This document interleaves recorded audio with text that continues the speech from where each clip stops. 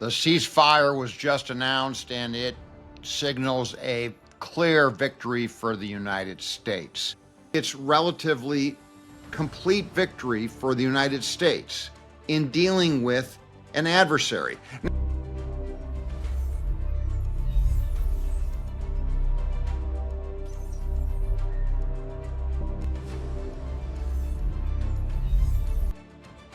The ceasefire was just announced, and it signals a clear victory for the United States. This is Steve Gibson, reporting author of Logics Dictate. A shout out to Tiger Logic and their production value on all of this content. Back to the ceasefire. It is very, very clear that the threats that President Trump and the Trump administration made with respect to the additional infrastructure bombings of Iran proved too much for the Iranians to deal with. Now, whether or not Trump was going to follow through with respect to that threat or not is at this point somewhat irrelevant. If he was just playing poker extremely well, it was effective. Now, it is certainly merely minutes after the ceasefire is announced when I'm making this report. We likely won't know for several more hours and even several more days whether or not the ceasefire is truly effective. And truly effective means that the Strait of Hormuz will open up. But let's assume, for the sake of discussion right now, that it is effective and the Strait of Hormuz, in fact, opens up. What will be the result of a possible deal with Iran? And what is the result of the military operations that commenced around 40 days ago? Well, let's take stock of what's happened so far. First, relatively little loss of American life. Any loss is substantial, but in geopolitics, in a conflict such as this, there is going to be some loss of life. There's going to be some loss of life if Iran was allowed to continue to behave in the manner that it has for the past 47 years. So all in all, what we're looking at is the fact of the matter that this conflict, as waged over the past 40 days, arguably saved American lives at a substantial number of levels. What else did the last 40 days do? Well, it devastated whatever existing nuclear program Iran may have had after last year's attacks. That in and of itself is mission accomplished. It also devastated Iran's other military offensive capabilities. That's an added bonus. But let's stop right there a second. Just further negating or diminishing Iran's nuclear capability was in and of itself a victory. Full stop. That was achieved. The only apparent downside to that victory was the closing of the Strait of Hormuz. Now, did the closing of the Strait of Hormuz necessarily affect the oil and gas superior productive capabilities of the United States that is now a net exporter of energy? No. But given the fact that the price of oil is targeted and maintained based upon a global pricing dynamic, it did have impact on U.S. pumps. And everyone has felt that. We've all known that it's had that impact inevitably at a temporary level. And based upon this ceasefire, and if it holds and the Strait of Hormuz opens, it was a remarkably short period of time for which the Strait of Hormuz would be closed. If it in fact opens, all of those victories that I've just articulated are well in hand and aren't going away. And the only arguable downside, the closing of the Strait of Hormuz, goes away, which means it's relatively complete victory for the United States in dealing with an adversary. Now, the United States clearly could have devastated further infrastructural and power capability in Iran and potentially created more of a holistic regime change, but that was never the goal. The Democrats wanted to articulate that that's the goal, but it was never the goal. What is the goal and has been achieved are the spectacular military objectives that have already taken place. All right, so now there's whining that the deal, the so-called 10-point deal that's being negotiated with Iran, is going to go back to the days of Obama. Well, that doesn't even make sense. Why doesn't it make sense?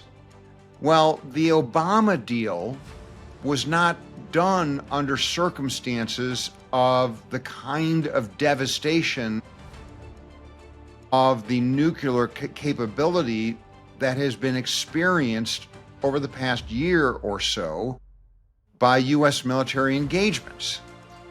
The capability of Iran to enrich uranium, produce ballistic missiles, was relatively unfettered and only subject to inspections that were always going to be suspect and always subject as well to the hiding capability of the Iranian regime.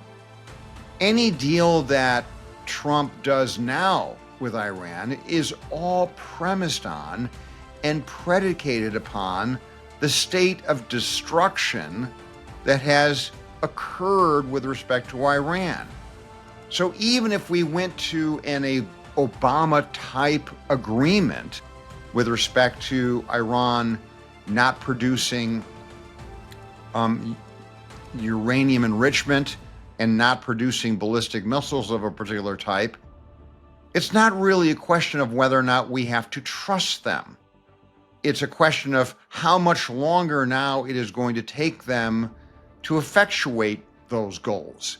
And if we then find through inspections or other indicia that they've in fact disrespected such agreement, all we have to do is bomb them again and deal with it. But what we've bought, more likely than not, are years, if not longer, in terms of setting back the Iranian capability, both with respect to nuclear uranium enrichment, ballistic missile development, as well as their alternative offensive capabilities. So that's a win, and we have to count that as a win, even if there is some form of agreement that looks like an Obama agreement. What else have we learned? Well, it was important to Iran to have the ceasefire implicate southern Lebanon and Hezbollah, which further indicates the kind of terrorist support towards Israel that Iran wants to administer. That is a very clear symbol to Iran's agenda with respect to destabilizing the Middle East. That's another goal achieved in terms of what both the United States and the Israeli military have achieved with respect to the last 40 days. And to call this a war when there's no boots on the ground and there are, relatively speaking, while a lot of them, surgical military strikes, that's not necessarily a war. That is a very robust surgical dismemberment of a nuclear and offensive capability. In my estimation, a full-blown war is more akin to boots on the ground and not merely surgical strikes against this kind of adversary.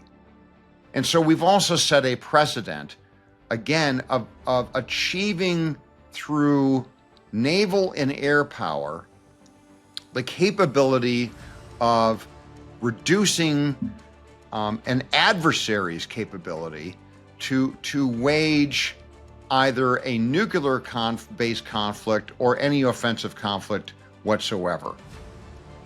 If you add everything up, if you add then the surgical maneuvers that brought about the situation in Venezuela, if you then add on to that the potential transformation of Cuba, which we are on the precipice of viewing, and then you add into that the potential increase safety margin associated with Iran, with them potentially never again having the ability to affect the capability of reducing the flow of oil from the Strait of Hormuz, that is a geopolitical victory of tremendous proportions.